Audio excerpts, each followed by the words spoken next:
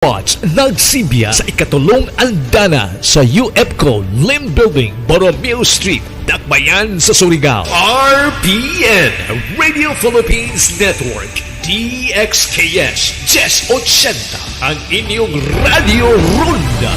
Of the country, but Bongbong Marcos, despite the dip in numbers, maintains his lead. The fuel subsidy payout for public utility drivers is back after it was suspended for more than a week, pending clearance from the election spending ban rule. And the same familiar faces find out who are the top Filipino billionaires this year.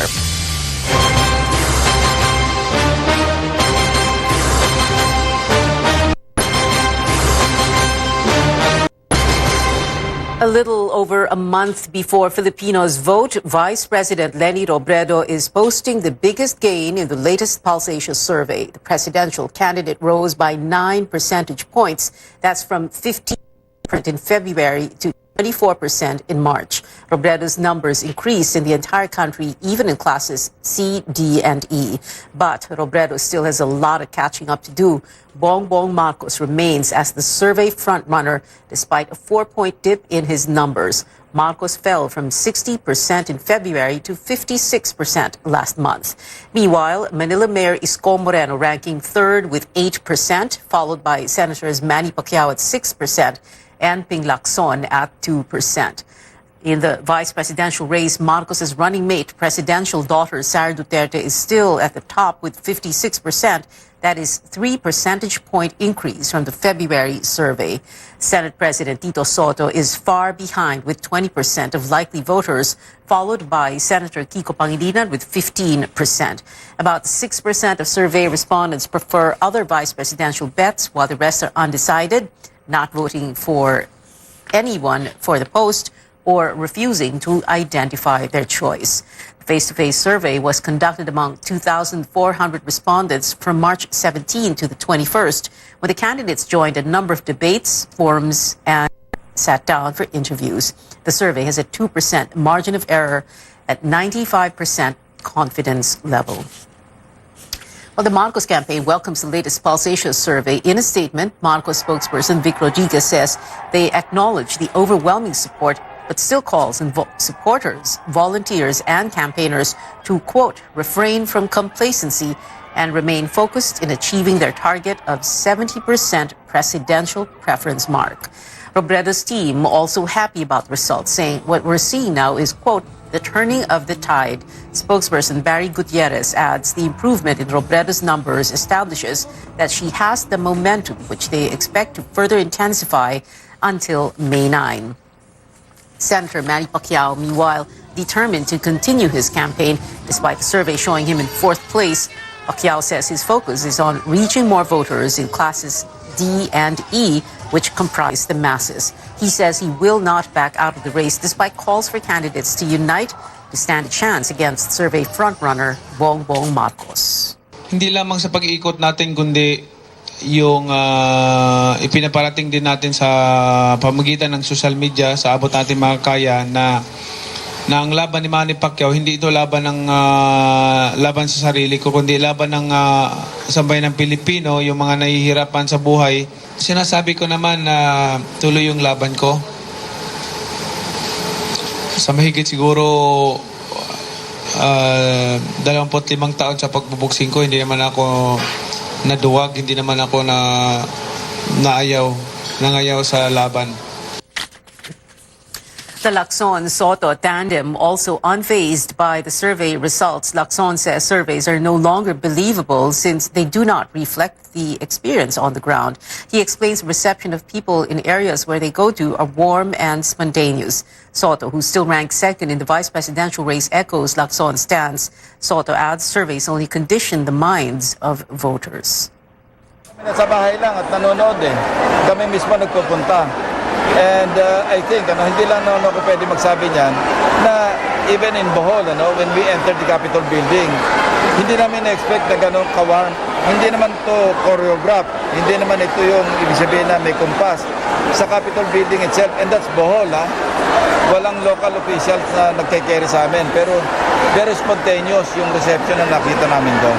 And also in other areas. We have the support of the people on the ground. No? I don't know what figures they're talking about. Well, despite this, the duo says they will continue their strategy of engaging voters through town hall meetings.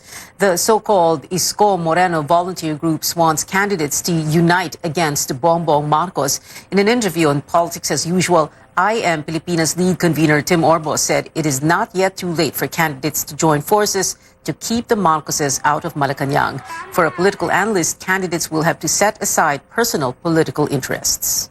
BBM's lead is unprecedented, but he is not unbeatable. No? There's a narrow pathway for victory for those challenging him in the end. And that's 43% of his numbers are still soft votes. Nothing against BBM or Sara, but since we're here, and we know tayo na nakita natin what has happened in the past, why return to the past when we can move to the future?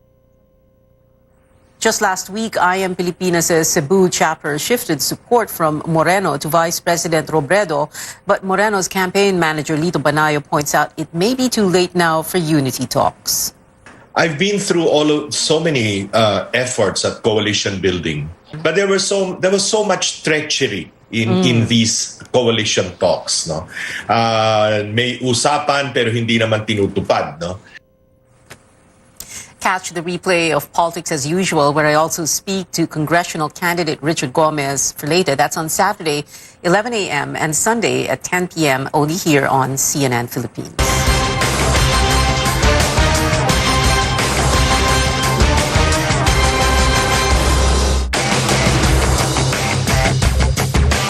Officials deny a shortage in supply is pushing prices of food up. Now, this is happening at a time when motorists are spending more for fuel. Rex Remigio visits public markets to give us a check on food prices.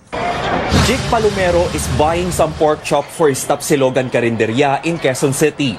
His business has been at the mercy of fast-changing pork prices recently. Prices are higher by 10 pesos per kilo at Nepa Q-Mart this week than last week. He's now pondering if he should also jack up the price of his Tapsilog meal. Sinasabi naman namin, tumaas ngayon. Pag mababa din naman talaga ang presyo namin. Pag tumaas talaga ng 40 pesos, nag-up kami ng 5 pesos din. Pork retailer Tony Goto says the unsteady supply of pork may be causing the unstable prices. Frozen kasim at 240 pesos per kilo, frozen pork chop at 210, and frozen liempo at 290. Fresh meat is more expensive. The reason why Gotos, unlike before, has decided to sell frozen meat. Mas gusto nila ng sariwa. Ngayon sa mahal ng bilihin, gugusto mo pa bang bumili ng sariwa? Syempre kung pwede na yung frozen, edi sa frozen ka na. In the case of beef, one seller says prices are also higher due to recent increases in gasoline prices, making the transport of cuts from the slaughterhouse to the wet market more expensive. From 290 in December last year, a kilo of beef now ranges from 300 to 320 pesos per kilo. And there is no shortage of customers. Siyempre tumatawad kasi mahirap yung buhay. Despite what's happening on the ground, Finance Secretary Sonny Dominguez denies there's a shortage of commodities. He says it's the anticipation of shortages that are driving up prices. Inflation, or the rate in rise of prices of goods, just jumped from 3 to 4% for March. Government statisticians are blaming the higher oil prices to the Ukraine-Russia war. The management of the supply is well within our mandate and well within our capability of doing it. The price of chicken, meanwhile, went down by 10 pesos from last week. But sales are also down, and retailer Maricel De Vera is clueless as to why, although there are bird flu outbreaks in some areas in the country. Hirap pa rin, hindi pa masyadong bumabalik yung dati. Fish prices are more stable, but sellers are also expecting these to go up during the Holy Week. For vegetables, the prices of carrots, ampalaya, and cucumbers are up, while Lot of cabbage, onions, and sayote are down.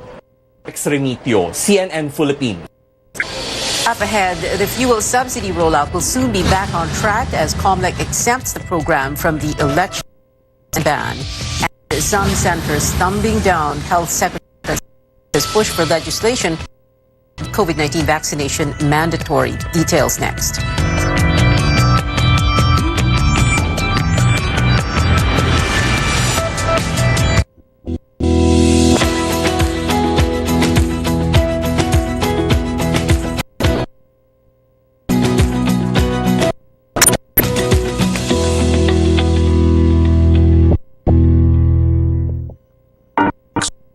Kabanata 12, versikulo 21. Ngunit pumili ka ng mga taong may kakayahan, may pagkakatiwaan at di masusuhulan. Tingin mo silang tagapangasiwa sa libo-libo, daan-daan, 5-50 at 10-10. Ang mabuting balita ay hatid sa inyo ng MX3. Sa dami ng taong nakalipas, salamat dahil hindi niyo kami iniwan. Dahil sa inyong tulong, mas naging maayos ang akala namin nakalimutan na. Basta't nariyan kayo, alam naming hindi mapapabayaan ang aming paghihirap para sa sarili, sa pamilya, sa kapwa, at sa bansa. Kampante kami, basta't kasama kayo. Pwedeng i-repair at i-protect ang sensitive teeth. Mabisa ang Sensodyne Repair and Protect para takpan at i-repair yung maliliit na butas to protect teeth laban sa ngilo. Ito ang recommended toothpaste ko. Ang galing! Unang tama, inlab-agad. Ang galing, ang sarap. Naglalagablab, naglalagablab. Unang tama, malaya-malaya. Promise, sumisipa. Naglalagablab, naglalagablab. Unang sweldo, unang red horse. Astig ito, ang lakas. Iwasak, sarap mo limitin. Susulitin ikaw, ito ang tama. Your sex is the number one. Ito ang tama.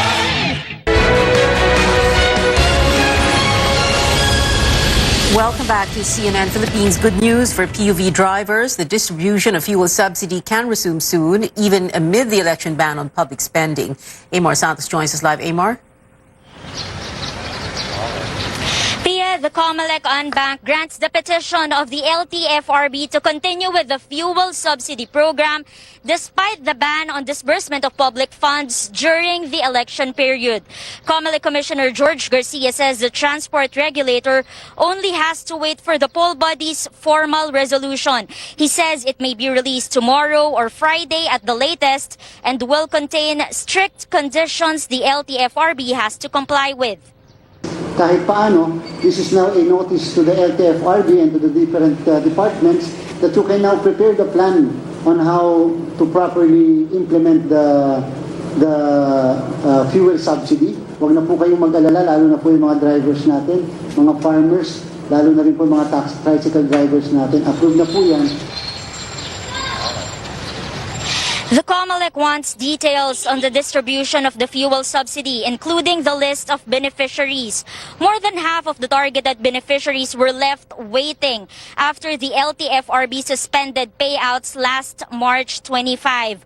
Over 100,000 jeepney and bus drivers have received 6,500 pesos in their Pantawid Pasada cards, while delivery service riders will get 4,550 pesos. Still, no list of tricycle drivers or the amount they will get. Back to you. Amor, any updates on the elections from COMEX and Bank? COMELEC Commissioner Marlon Casquejo also announces that the ANBank has suspended the overseas absentee voting in Shanghai due to its COVID-19 lockdown. There are 1,600 registered voters there, and the poll body may also do the same in several other areas like Ukraine, and some 127 voters may be affected. The COMELEC also announced the creation of a task force contra fake news to go after individuals individuals spreading disinformation. And while the COMELEC has finished the printing of 67 million ballots, more than 224,000 were found to be defective and will be subject to reprinting. Back to you. Amor Santos there reporting live.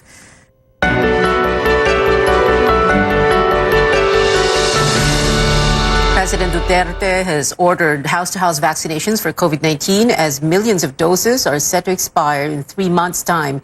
AC Nichols tells us more in this report.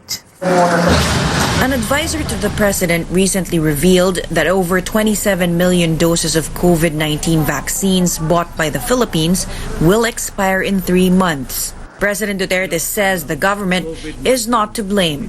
Ang bakuna nandyan, para sa lahat ng Pilipino, in-order natin yan. Ngayon, kung may mga Pilipino, marami pa na hindi nakapagbakuna o ayaw makipagbakuna, hindi naman kasalanan ng gobyerno na magbili tayo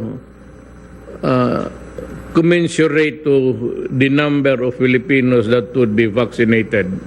He called on those who have yet to be inoculated to get the vaccine. Otherwise, the expiring doses might go to waste.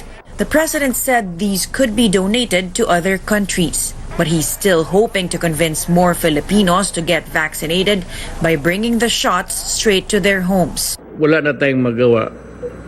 The most that we can do is a last-minute program. We embarked on a program that would i-deliver natin yung vaccine sa bahay-bahay. Health Chief Francisco Duque has assured the president the vaccines will not go to waste. He said the country's vaccine wastage is just over 1%, far below the 10% indicative wastage rate used by the World Health Organization.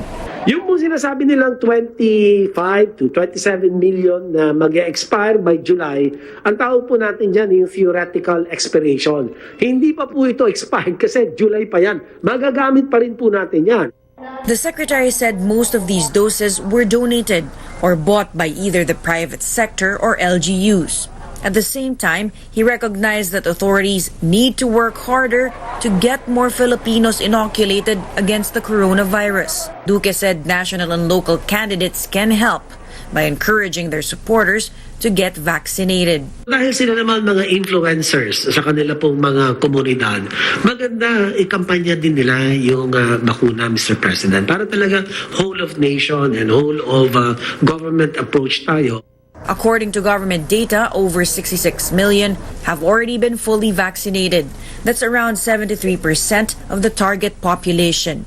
But the coverage for booster shots remain low at 12.2 million. AC Nichols, CNN Philippines.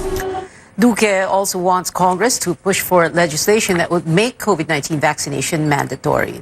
We would welcome, Mr. President, if the Senate or Congress will, if they can muster that will, political will, to make vaccination and booster mandatory, like in other countries, no? Pero alam ko po, this is going to be very controversial.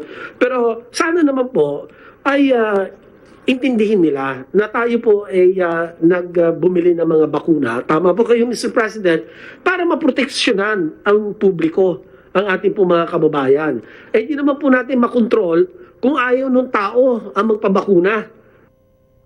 But Senator Coco Pimentel says making COVID-19 vaccination mandatory is unconstitutional because the vaccines are still in the experimental stage. Presidential candidate Senator Ping Lacson and his running mate, Senate President Tito Soto, also rejected Duque's call. Dapat ang ginawa niya noon pa, at the start of the vaccination program, noon pa sila nag-house to house. Noon pa sila nag-massive information campaign about the vaccine. Hindi yung ngayon, dahil mag-expire yung 27 million doses, ipapasa niya pa sa Congress. Parang exercise na political will. Alam naman nilang 6 days na lang natitira sa amin. Magko-convert pa kami into the National Canvassing Board. Anong batas ang pinagsasasabi nila? I think media mileage na lang ng DOH yan. Nagpe-pay saving dahil ang dami nilang sinabit mula nung March 2020 hanggang ngayon. CNN Philippines has sought Duque's response to these remarks. Meanwhile, Filipino Catholics will be able to observe more religious traditions this Holy Week. One of the oldest churches in the country will be allowing other rituals for the first time in 2 years. But Caroline Bonkin reports adjustments are still in place for the new normal. Since Friday, devotees were again allowed to get close to the image of the Black Nazarene. But instead of the traditional pahalik, they can only touch the image and only after sanitizing their hands. No wiping of any fabric as well to prevent coronavirus transmission. Dahil nga para hindi tayo maging spreader at hindi po hangarin ng gawain ng Semana Santa ang maging spreader ng virus. Devotees don't mind the new protocols. Okay lang sa amin. Pinayagan na kaming makapasok sa simbahan. Dati nung pandemic, dyan na kami sa labas. Siguro naman safe. Sumusunod pa rin naman ako sa protocol. Quiapo Church will also resume other religious rituals like the pabasa on Holy Monday to Wednesday. Naka-face mask pa rin tayo at yung physical distancing pa. Inalis din naman ng IATF yung curfew, so kaya pwede tayong 24 hours na open. Instead of the traditional procession, there will be a motorcade of the Black Nazarene's image on Good Friday following the Traslacion route. No climbing or pulling of the carriage, no walking barefoot. Image replicas, which usually join the procession, will instead be paraded and blessed ahead this April 6th and 7th. So lahat po ng mga may imahen na nais po na madala dito sa simbahan, open po yun. Hindi pa tayo pwede basta-basta magsiksikan, kaya lalo na yung mga imahen, wag nang dalhin sa Good Friday. Kaya naglaan tayo ng 2 araw, madala na nila dito yung imahen nila. All these events will be streamed live. Priests and health officials discourage the practice of crucifixion, warning it can cause infection and blood loss. We request, kung may iwasan naman po, maari naman po tayo, katulad ng sabi kong, sumamba sa ating Panginoon sa ibang paraan. Hindi po yung para mag-inflict pa ng harm sa ating mga sarili. Jenny will be back in Quiapo for the Pabasa and Holy Week Mass. Magsisindi ako ng kandila niya para sa mga yumao namin sa namatay. While Sharina plans to hear Mass and then stay home with her family on Holy Week. Pandemic pa din naman, so I think most of the people will be spending their time at the beach so kami we just plan to stay at home. The Catholic Church asked the faithful for a solemn celebration of the Holy Week. Caroline Bonkin, CNN Philippines. A Catholic school that's been around for more than 100 years is closing its doors. The College of the Holy Spirit in Manila says it is shutting down because of financial constraints that were worsened by the COVID-19 pandemic. Stanley Gaheta has more. Alumni Victoria and Cora pay a visit to their alma mater one last time. While at the Commerce Building, they viewed the stained glass art piece by national artist Fernando Amorsolo while reminiscing about happy memories. We were having fun kasi wala masyadong classes. So mostly half day. But during the morning, talagang tight security, we cannot go out. We're always hopeful and we believe that God has a better plan for everything. It was equally sad for Winston when he learned he would have to leave his workplace of 20 years. Nagulat kami nung nag-start na yung pandemic. Yun, may mga haka-haka. Una, haka-haka pa lang yun. So hanggang naging totoo pala. The administration of President Rodrigo Duterte has approved the push for free college education in state colleges and universities. However, that also led to the closure of private universities and colleges like the College of the Holy Spirit. Some parents prefer to enroll their children in SUCs than in private schools. The COVID-19 lockdown saw sharp declines in the number of enrollees, making it difficult for the learning institution to survive serious financial losses. They tried their best. In fact, we formed a management corporation to try to, save the school for part. But then, I guess the Holy Spirit had other plans. Some of the Holy Spirit's notable alumni include award-winning journalist Sheila Coronel, peace negotiator Miriam Coronel Ferrer, former Security and Exchange Commissioner Teresita Herbosa, Eugenia Apostol of the Philippine Daily Inquirer, and investigative journalist Buma Cruz, to name a few. The school's last batch, comprising some 30 students, will attend the final graduation rites on April 20th. Malungkot kasi parang wala ka nang babalikan in the future na parang gagraduate ka na nga pero wala kang mabibisita ng school. According to alumni, the missionary of Sister Servants of the Holy Spirit intend to sell the school, but there's no prospective buyer yet. For now, the nuns will continue their mission to help poor communities outside the metro. Sure might not be here, but you know, the Spirit lives on. It lives on in every heart of every alumni that was raised here. Stanley Gaete, CNN Philippines. Still ahead on Newsnight, more Filipinos have made it to Forbes billionaires list, but there's little change to rankings among the wealthiest Pinoys this year. And the Lakers trended after their devastating elimination from the NBA playoffs. This and more sports updates when we come back.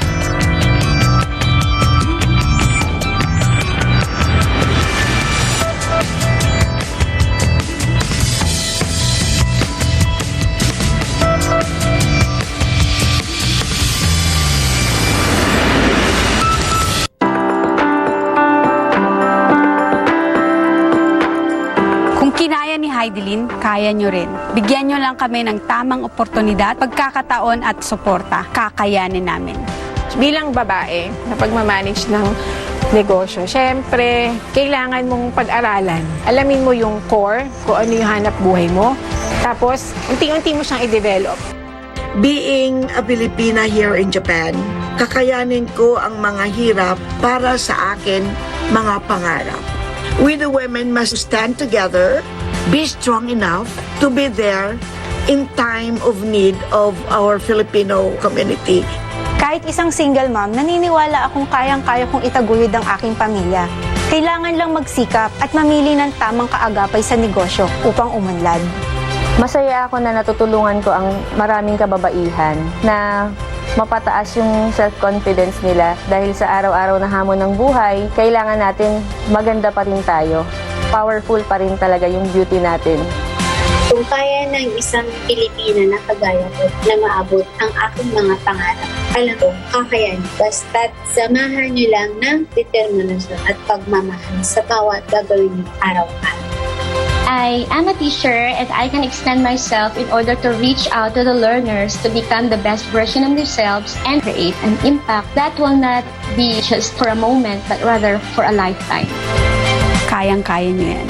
Basta may pangarap kayo sa buhay at syempre, you have to work hard para kayanin. Surround yourself with people na mapagkakatiwalaan nyo, na tutulungan kayong ma-achieve yung pangarap nyo sa buhay.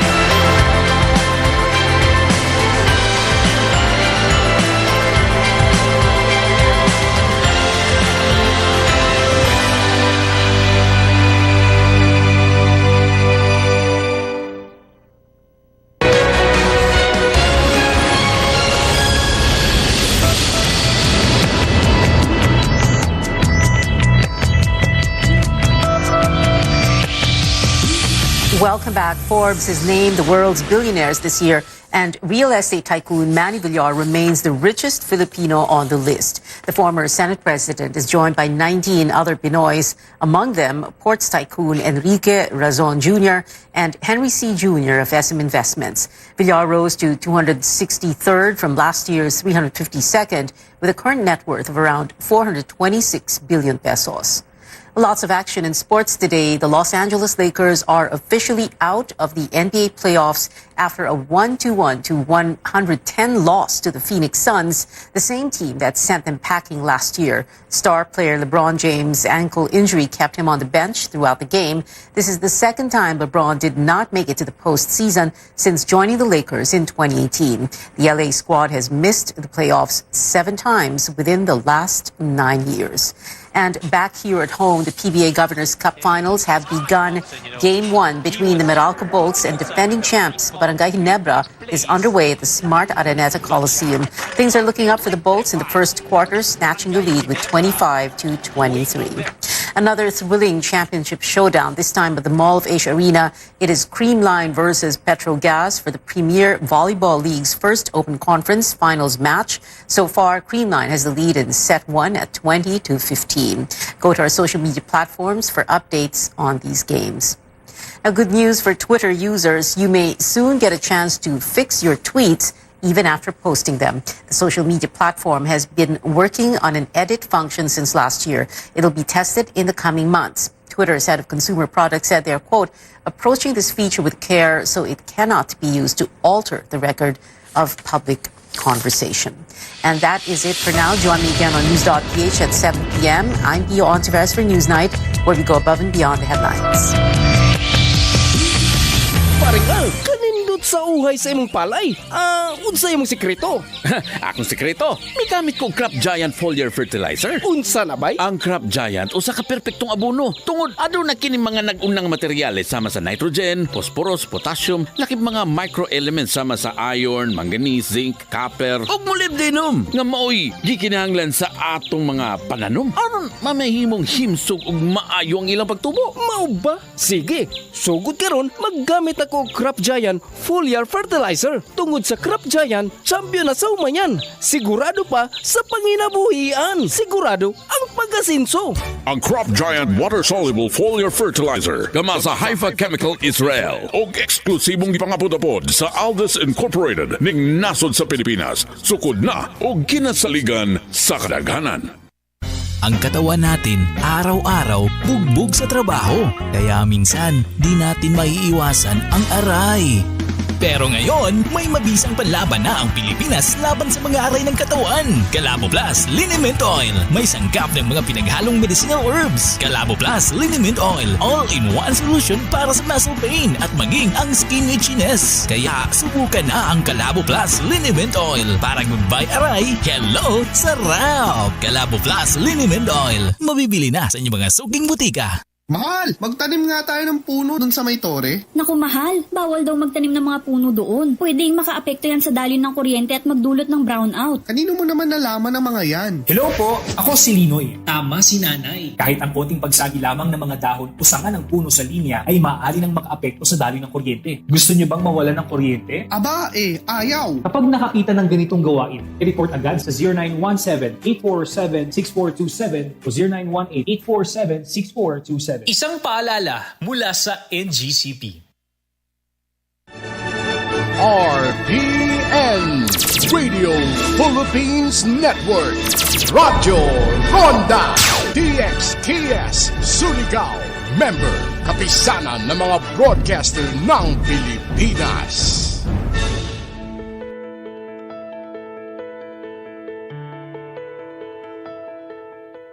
Women today wear different hats, which comes with different responsibilities.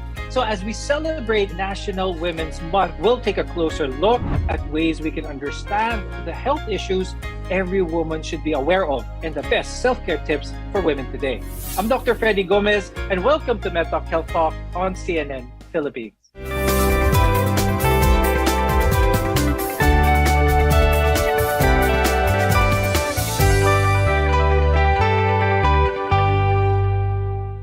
Our guests are here today to tell us how we can be a part of this movement and advocate for women's health. With us is Dr. Irene Sige. She's an obstetrician gynecologist from Cardinal Santos Medical Center and the St. Luke's Medical Center in Global City. Also with us is Natalie Africa Verceles, who is the director for Center of Women's and Gender Studies from the University of the Philippines. Thank you both for joining us here on MedTalk Health Talk. Now, there are several prevailing beliefs about women that can have a direct effect on their mental health as well as their physical health. But first, let's debunk some of these misconceptions. So let's start with the misconception that women are solely responsible for home as well as family. Ms. Natsi, could you talk more about this and this notion, and how does it affect the women of today? Yes, Doc Freddy, that's actually a reality, not just in the Philippines, but across all countries of the world, perhaps, no? It really stems, the roots of this belief is what we call the theory of biological determinism. Just because it's women who are able to get pregnant, give birth, breastfeed, automatically it's assumed that they are naturally more caring, more nurturing, more patient, more altruistic, which results in them being assigned the bulk of what we call reproductive work or the care work that women do in households. We know that the work that women do in households is not easy. It's actually quite onerous. It deprives them of many opportunities. I agree with that. So one of the main issues here is that of gender equality. So how can this be addressed, Ms. Natalie? It's not necessarily the burden only of the women, because you think that it's women who should be advocating for their own equality in the households. It actually demands the participation of all other members of the households, particularly the male members, whether it's the father or the brothers, etc. So what we should be doing is actually redistributing the work that women do in households. Fathers in particular can take a greater role in caring for their children, particularly when they're very young, when they need more attention.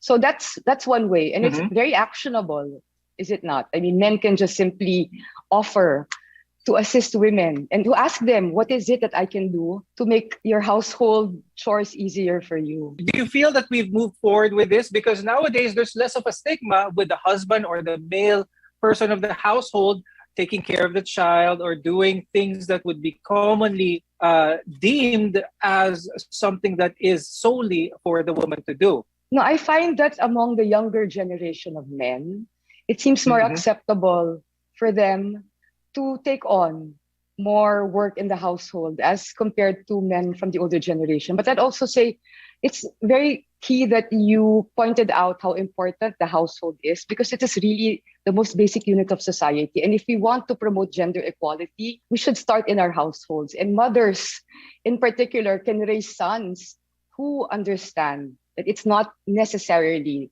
solely the task of women to do all the work that's necessary to maintain households. Along these lines, we'll also be talking about some health issues that women should also be aware of. Dr. Irene, what are some of the top 5 health issues that you think women here in the Philippines should be really aware about? Right now, we are encouraging more on preventive medicine rather than curative medicine. The common ones like diabetes mellitus, hypertension, obesity, some sexually transmitted illnesses, breast cancer, among others, and also mental health issues. Those are very important ones, and we'll be discussing them in further detail as we go on in the program. Ms. Natsi, let's talk about the landscape where women are, especially here in the Philippines. What can you say about that? What are some of the challenges that women nowadays face, especially in the workplace? When we think of the workplace, we automatically think of an office. Do we not? It has shown that the labor force participation rates of women are 28 to 32 percentage points lower than men's, which means that there are less women as a percentage of women who are of working age, who are in the labor force. So that brings us back to what we were discussing earlier about how women are still seen as primarily responsible for domestic work.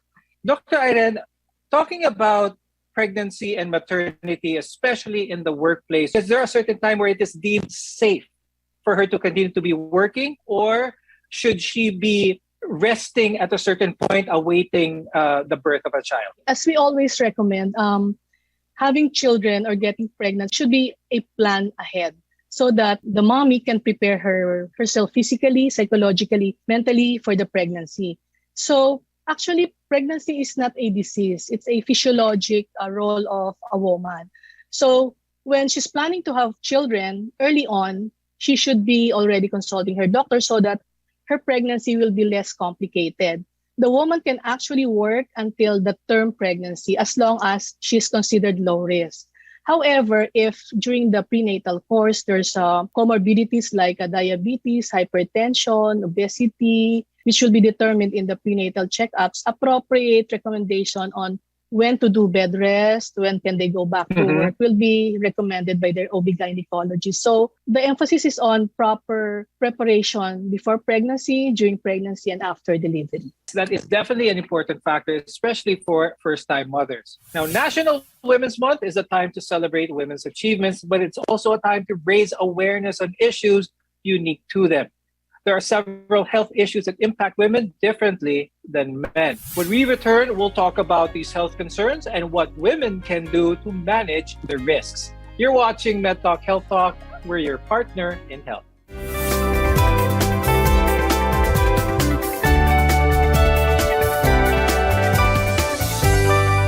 SMC, San Miguel Corporation. Bisag unsang industriya ang sudlan niini, tinguha sa SMC ang pag-uswag o paglambo sa mga Pilipino. Karon, gikan sa SMC, aniya na ang SMC Davao Cement. SMC Davao Cement. Gama sa Davao, para sa Mindanao. SMC Davao Cement. Ato ni Bay.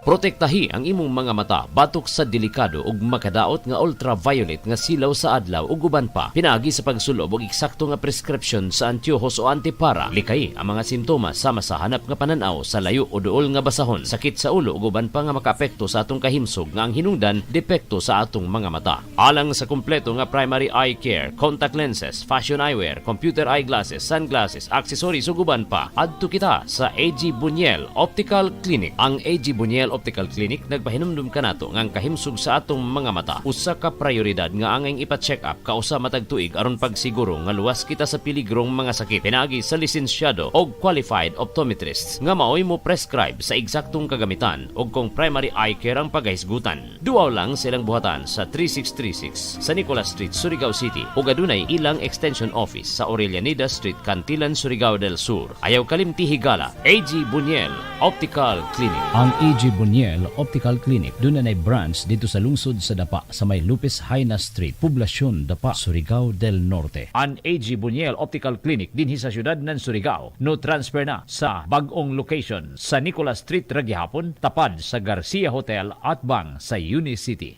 Ang Riverside Parts Master Incorporated na sa ilang bagong location sa Dalan, Burgos, ning atong syudad. Mahimo niyong tawagan sa telephone number 231-7478 or 826-3663. Mga produkto nga inyong mapalit, genuine, Makita Power Tools sama sa planer, drill, grinder, Triton Paints, construction supplies, angle bars, flat bars, GI pipes, automotive spare parts, Firefly electrical devices sama sa switches, bulbs ug outlets. Adto ang Riverside Parts Master Incorporated sa ilang bagong pwesto sa Dalan, Burgos ning syudad. Makahangyo ka o makabarato pagyod diha sa Riverside Parts Master Incorporated.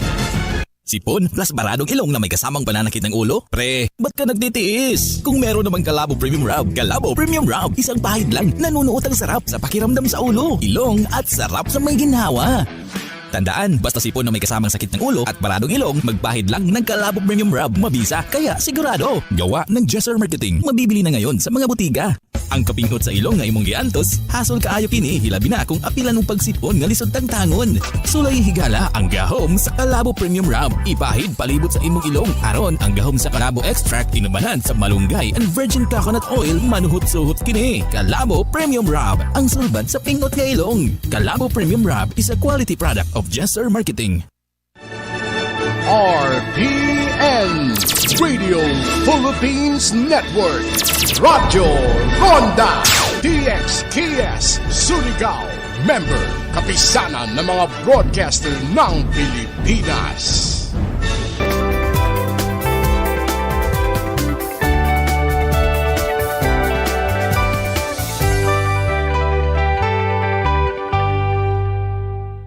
It's no secret that women have unique health issues that only women experience.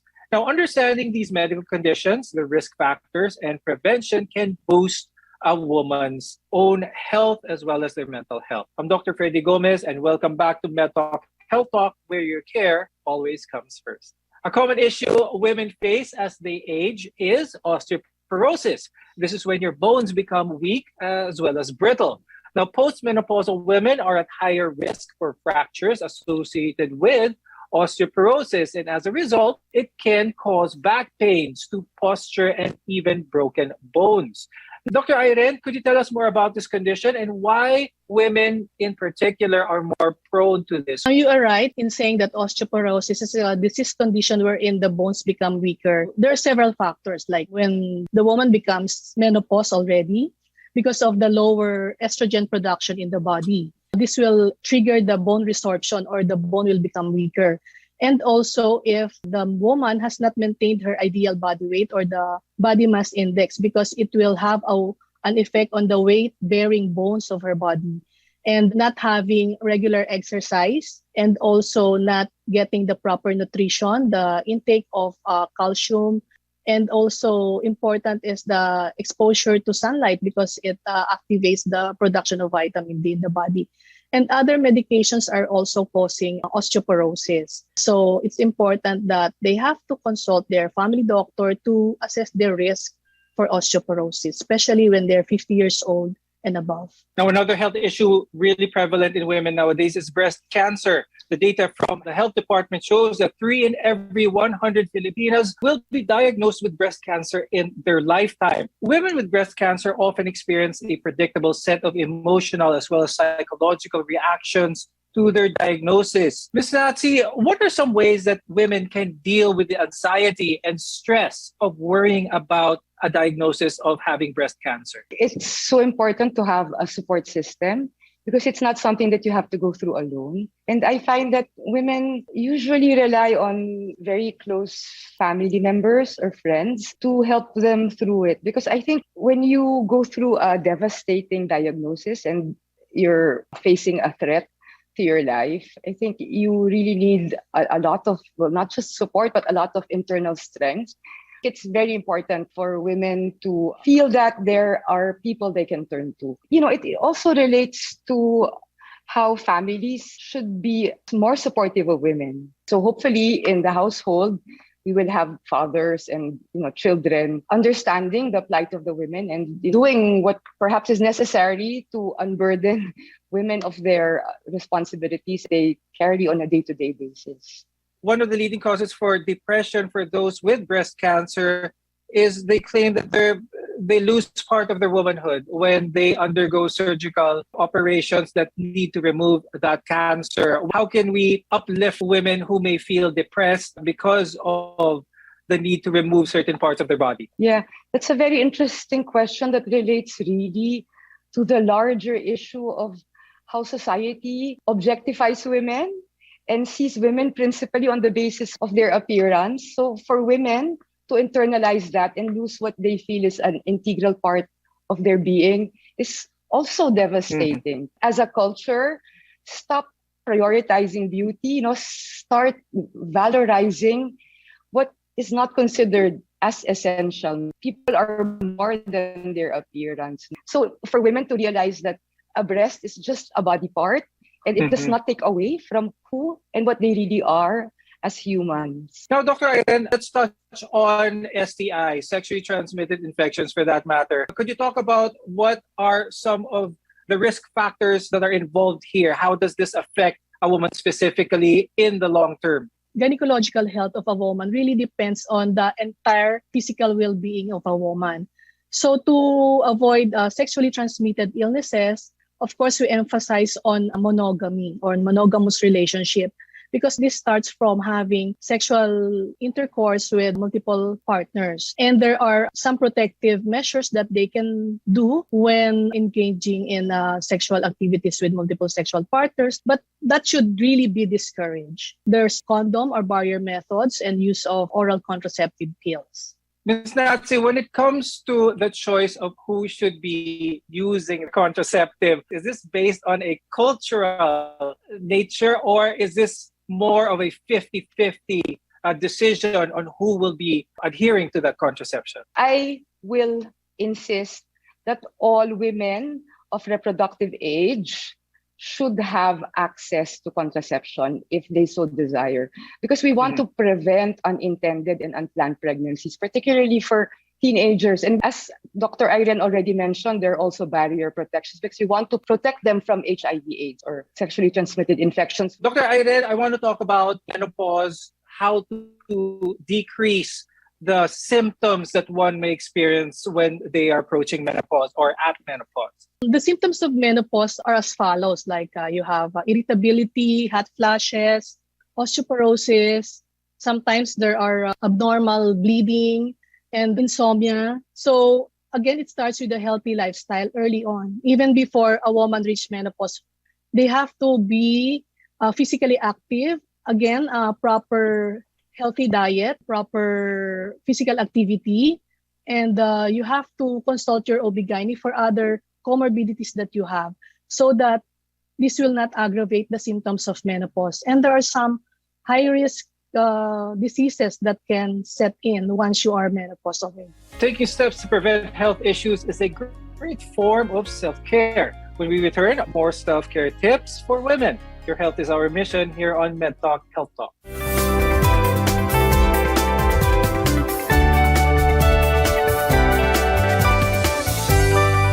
SMC, San Miguel Corporation. Bisag unsang industriya ang sudlan niini, tinguha sa SMC ang pag-uswag o paglambo sa mga Pilipino. Karon, gikan sa SMC, aniya na ang SMC Davao Cement. SMC Davao Cement. Gama sa Davao, para sa Mindanao. SMC Davao Cement. Ato ni Bay. Maayong balita sa tanan sa atong panginahanglan sa panimalay, mga gamit, ingon man mga dekorasyon, pwede na natong mapalit diha sa Wellington Bazaar. Anausab sa Wellington Bazaar ang mga bestidahon, karsunison, plain t-shirt, plastic chair, floor mat, mantel, banig, folding bed, habol, mosketero, trapal, lideret, basketball, stuffed toys ug mga dulaan sa bata.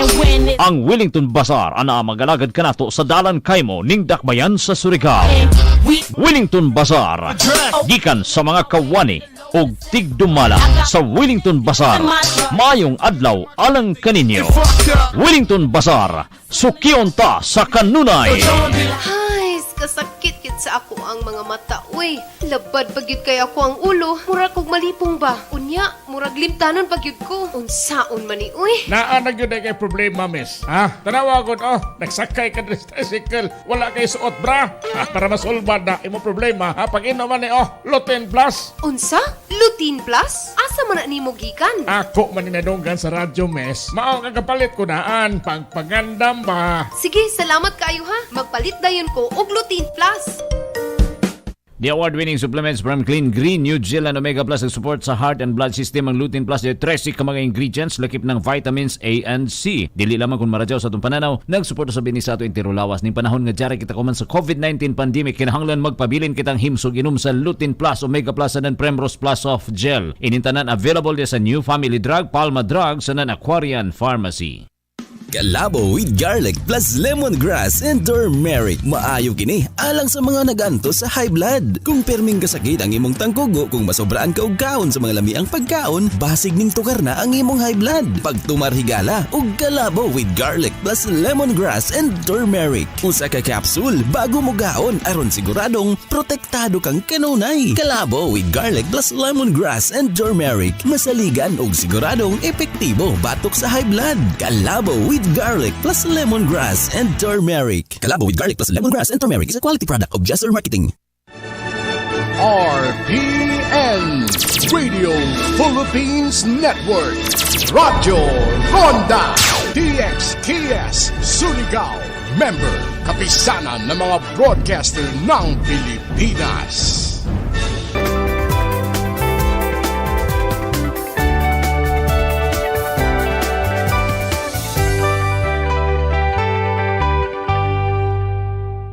Many things can get in the way of caring for yourself, like work, school, or maybe even family obligations. But when we take the time to care for ourselves, we're able to show up for others at our very best. I'm Dr. Freddy Gomez, and this is MedTalk Health Talk, your partner in healthcare. One of the most effective things women can do to care for their physical health is regular screening. Dr. Irene, how does regular screening empower women? We have to do this regular screening for breast cancer, for cervical cancer, for other gynecologic pathology, and for the physical well-being of a woman. Right now, we are recommending a pap smear for those women who are at 21 years of age. And if they are 30 years old and above, they can do this with co-testing for HPV virus. And beyond 50 years old, it can be every 1 year or every 2 years, depending on the results of the previous pap smears.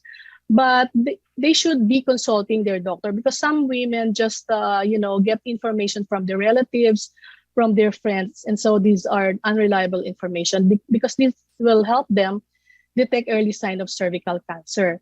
Now, for breast cancer, if they have risk factors like family history of cancer, early menarche or late menopause, late childbearing, above 30 years of age, or haven't had children, and intake of hormones or HRT, this will make them at risk for breast cancer. So they should be educated on and counseled on these women's diseases and be aware of the possible symptoms of a breast cancer. And for the other health issues such as diabetes, hypertension, just recently there are executive checkups, especially for working women. There are different panels of metabolic blood tests to assess the other functions, like for cardiac diseases, for the lungs, for the liver, all other metabolic functions. But I would also like to emphasize the adult immunization. We should not focus only to COVID-19 vaccination. We have still the flu vaccine, the HPV vaccine, the pneumococcal vaccine. We really have to emphasize also on adult vaccination. Now, Ms. Natsi, comparing the Philippines with other countries in the world, what do you think are some of the biggest challenges that Filipinas face here in our country when it comes to equality at home, in the workplace, and especially, of course, the biases?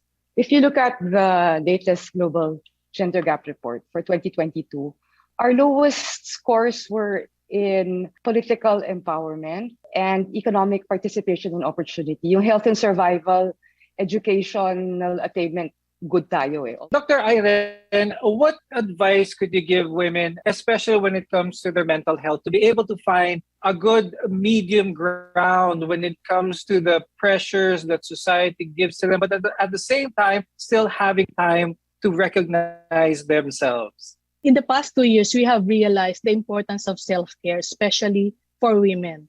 So number one thing is for us to enhance our spirituality and sense of gratitude. Secondly, you have to stay positive. You have to declutter your life with issues that are negative, with relationship that does not give you joy, or any endeavors that does not give you joy. It's like decluttering your life. You can do the exercise, yoga, meditation, anything that will relax you and will give you joy. You can go into learn some arts and music. You can play the piano, painting.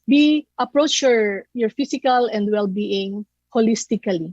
Now, of course, self-care also involves daily practices that make us feel nourished and happy. Ms. Natsi, what are some ways that women can cultivate self-care in their everyday life? I think what's important is the mindset. It's not to feel guilty.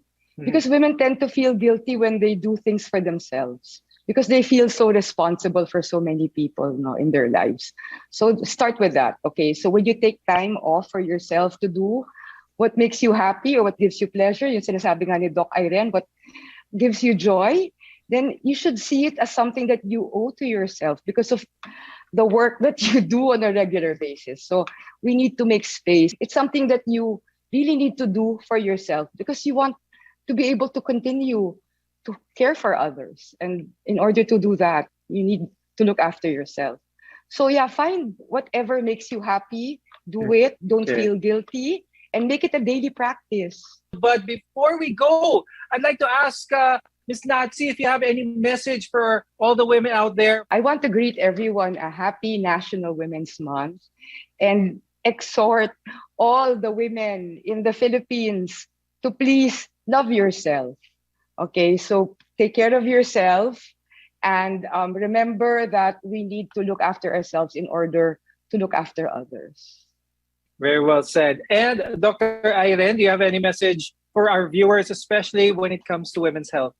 If we have emotional quotient, we should have health intelligence or health quotient. This is being able to assess, perceive, and manage your health. You should educate yourself, conscious of your physical well-being by doing the proper attitude, avoid harmful habits like smoking and alcoholic misuse. And you have to consult your family doctor or your OB-gynecologist because you will not enjoy the fruits of your labor if you are always getting sick, if you're not healthy. And with that, I'd like to thank obstetrician gynecologist Dr. Irene Sige and Director of UP CWGS Director Dr. Natalie Africa Verceles, for being with us today and sharing your insights. We appreciate your time very much. Remember, we all play a role in breaking the bias today. So let's celebrate women's achievement and together forge a gender-equal world. I'm Dr. Freddy Gomez, and thank you for watching MedTalk Health Talk on CNN Philippines. We'll see you again next time.